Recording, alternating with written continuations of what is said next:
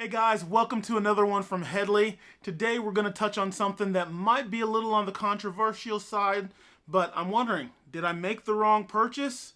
But before we get into that, how about we check that intro?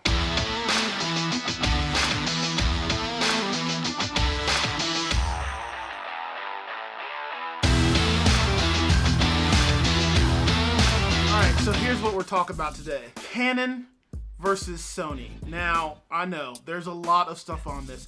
I'm just now getting into this vlogging thing and doing vlogs and all that sort of stuff. So obviously I've been watching a lot of YouTube videos about these cameras. Canon, the Sony. I have an A6500 and I'm going to tell you why here in a second. I'd like to point out something important though. No one is talking about Nikon. Said it. Don't care. I've been a Canon guy for a really long time. Now, I've used a lot of cameras over the years, including even my old boss's Hasselblad with a 30 megapixel medium format DAC on it. Oh, it was glorious. But I hadn't bought camera gear in a really long time because I kind of dedicated myself to the music side of what I was doing. I was trying to focus on things, so I kind of put aside this one passion of mine for a little while I focused on this one. I only recently got to purchase a camera again. Now, I had to convince my wife to let me spend a lot of money on a new camera and a new setup because I hadn't owned one in a long time. Last camera I owned was a long time ago. It's gone. So I needed to pick up something brand new. This stuff is not cheap, and it turns out none of my hobbies are cheap. And you guys know this, you're musicians and creative people as well. I'm working with a budget here, so I was making some decisions. I ended up buying the Sony A6500. It's what's recording this vlog right now. I will tell you, I think the camera's pretty good, but there are some things that I'm trying to sort through right now that are kind of getting on my nerves, and especially right when I went to buy this camera, Canon was also releasing their brand new EOS R. I love Canon lenses. They're just so good. They've just got some of the clearest pictures, some of the crispest, wow, that's a hard word to say.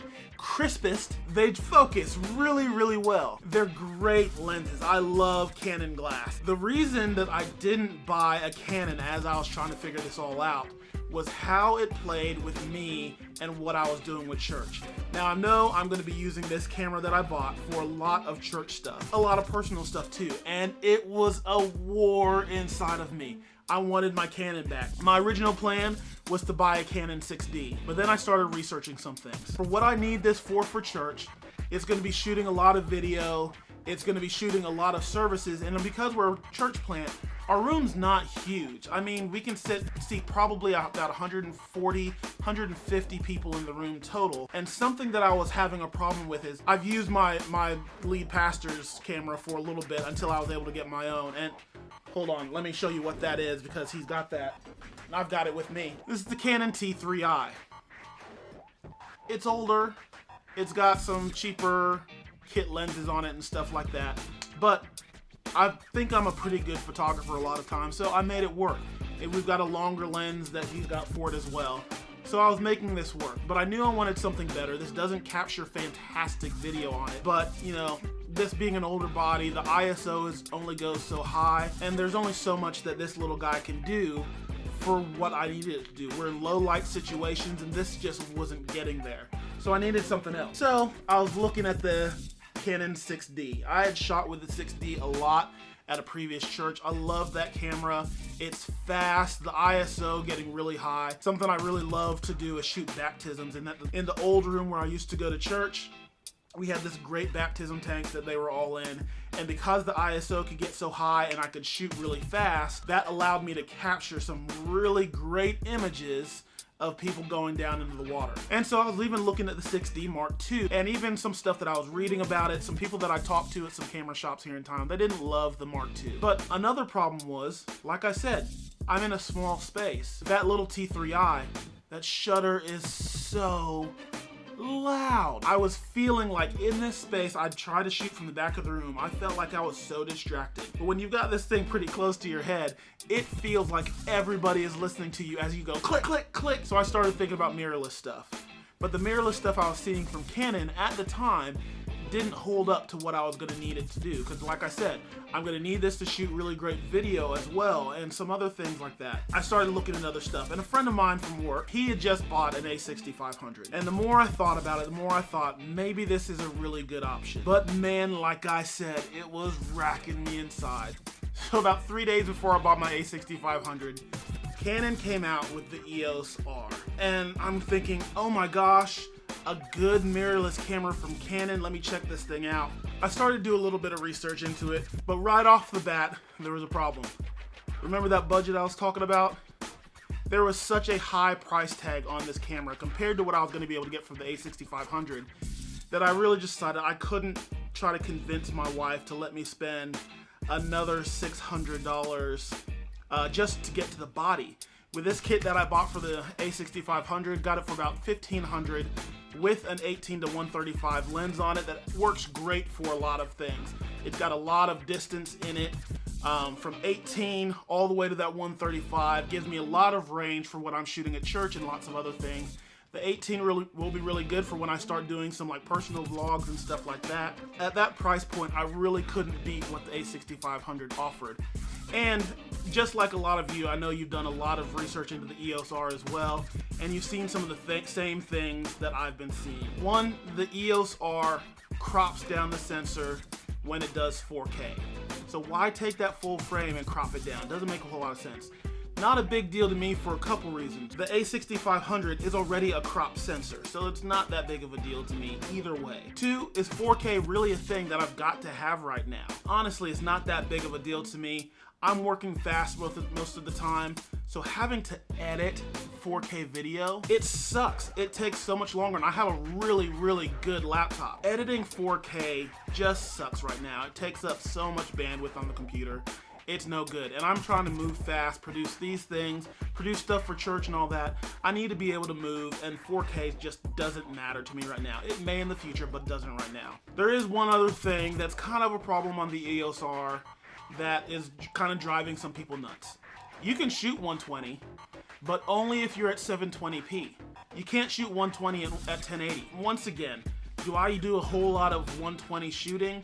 Not right now. I'm still getting back into this video and photography realm a little bit, so I haven't used it yet, but I might want to get those really good slow-mo things, even for story videos that I want to shoot. If I'm doing B-roll for story videos, maybe I do want that really good slow-mo, which you just can't get on the EOS R without sacrificing going down to being in 720p, and that's not something I want either. There are some things that are driving me nuts about this camera. Number one, the settings are all over the place. I know some of that is my preference, and I've gotten used to Canon stuff, but this camera doesn't make sense to me in the flow of how things are set up. It's all over the place, so that's taken a little bit of getting used to find what I want. It's one of the things I don't like about Nikon too.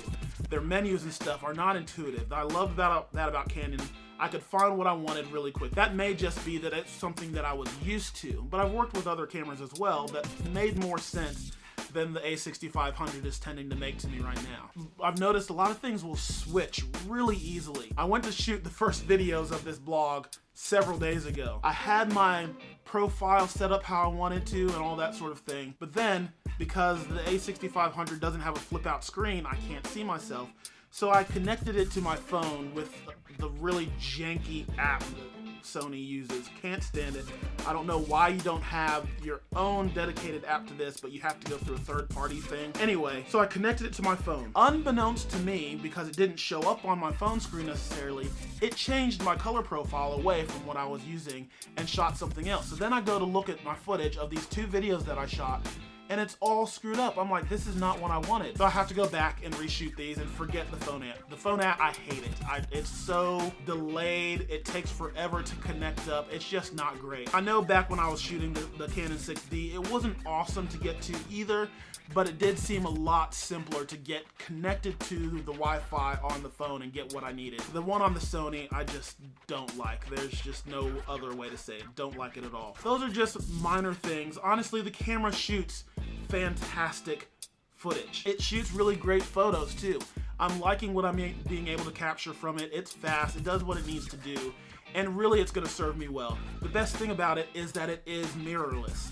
So when I'm shooting in the back of our room, I've turned off all the sounds. So now I can shoot shots, I can be close up behind people, all kinds of things, and not feel like I'm being a distraction, which I really think is a big thing for churches. In those moments where we want to be capturing photos, we also don't want to be a distraction to the people in the room with a snap happening in a quiet moment. So I feel like the mirrorless thing is really important. Do I think I made the wrong purchase? No.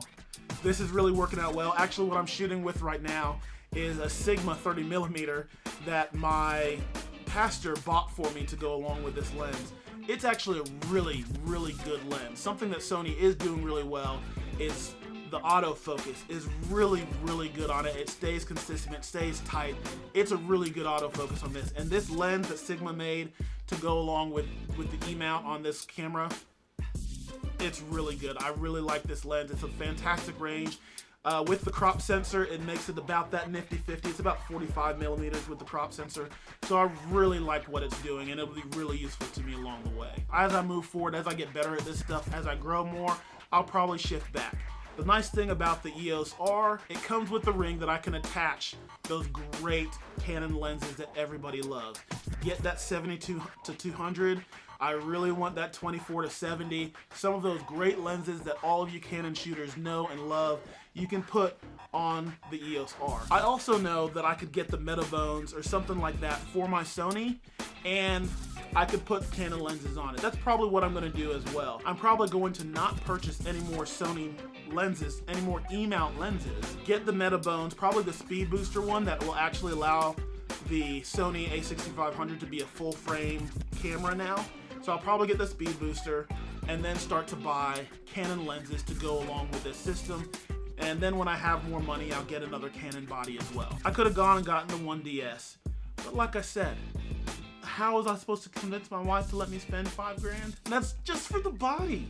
It's just for the body. I like what I have right now. It's not my favorite choice. But maybe Sony will update some of this stuff. If they would fix that stupid app, that would be great. Hey Sony, can you please fix the app? Please. Please. It's whatever. I do have myself in some contests right now to hopefully maybe win an EOS R. That would be pretty dope. But we'll see what happens. This camera will do great for what I have to do with it. It'll do great for shooting vlogs and all that, even though I can't see the screen. I could get a little monitor for it. But once again, that's just adding weight and adding just obtrusiveness. If I'm gonna be out vlogging with my family on vacation, my wife and I are gonna be going to some fancy events at the end of the month that I wanna try to vlog about those because it's nice to have a sugar mama. If I stick a monitor on top of that so I can see what I'm doing, now I've got this giant thing happening and I'm just not for that. So I'll probably just assume that I'm in frame, and that 18-135 will work great. Pop it out to 18, gets plenty of area around, and I guess as long as I have it pointed at me, I'll know what I'm looking at. Right now, I'm shooting this vlog. I'm just assuming that I'm in frame and that I've got some space above here. And I checked it beforehand, but you never know. I move around a lot and I'm a hand talker, which you've noticed. So we may be in and out of frame a little bit, but at least I know I'm in focus because this thing does great at autofocusing. That's what I'm talking about, guys. This works great for churches. I think it's a really good option. It won't break the bank. You can get lenses and all that at a really decent price on it. If you've got Canon lenses already and you're looking to upgrade some stuff or whatever, you can grab one of these, grab a Metabones speed booster. I believe it's like $700 or $800, somewhere in that range, and then use the Canon lenses that you've got, and you've got a mirrorless body that'll let you shoot in 4K, 120 frames per second at 1080, and all of that. There's just little things about it that I don't like. Am I gonna get rid of it? No, it's doing fantastic, and for the price, you can't beat it. So comment, let me know what you all think. I know this is all opinion. This is my opinion of it. This is my thoughts on this camera and my thoughts on what I like about things, and that's all it is. It's my opinion. So if you disagree, that's okay. Tell me what you disagree about, what you like about, what you love about this. I'm looking to learn more about this. So if you tell me some great tools that I can learn about on this camera, I would love that. So please comment below. Like this, subscribe to the channel. I'd love to hear from you. I'll give you links to where I bought even the little kit on Amazon. What I'm using will be in the description below. Let me know what you think. We'll see you next time, guys.